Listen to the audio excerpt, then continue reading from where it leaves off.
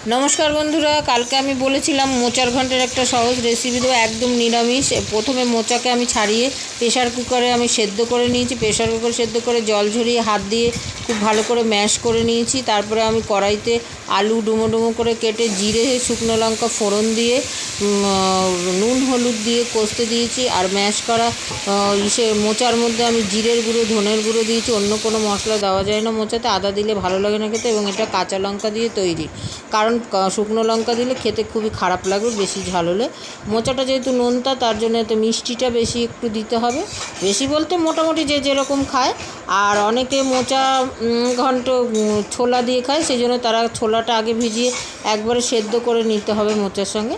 আর যদি না খায়, আমি যেমন বাদাম দিয়ে করেছি, বা কাঁচা বাদাম হলে বাদামটাকে ভেজে নিতে হবে, আর ভাজা বাদাম হলে তাহলে গুঁড়ো করে দিতে হবে।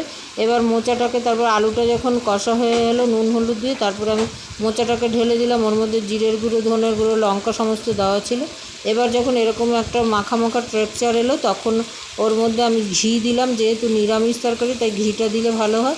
তারপরে ঠিক নামানোর মুহূর্তে আমি গুঁড়ো বাদামটা দিয়ে দিলাম, দিয়ে এবার গরম গরম ভাতে দুপুরবেলা পরিবেশন করুন। রুটি দিয়েও খাওয়া যায়। ইভেন মোচার ঘন্ট যদি সুগারের রুগী থাকে তাহলে আলু না দিয়ে শুধু এরকম সুন্দর করে ম্যাশ করে আলু না দিয়ে করলেও সেটাও খাওয়া যাবে এবং খুবই সুন্দর লাগবে।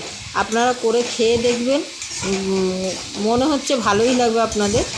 আর আমার চ্যানেলকে সাবস্ক্রাইব করবেন, কমেন্ট করবেন, শেয়ার করবেন। দেখা হচ্ছে পরের ভিডিওতে।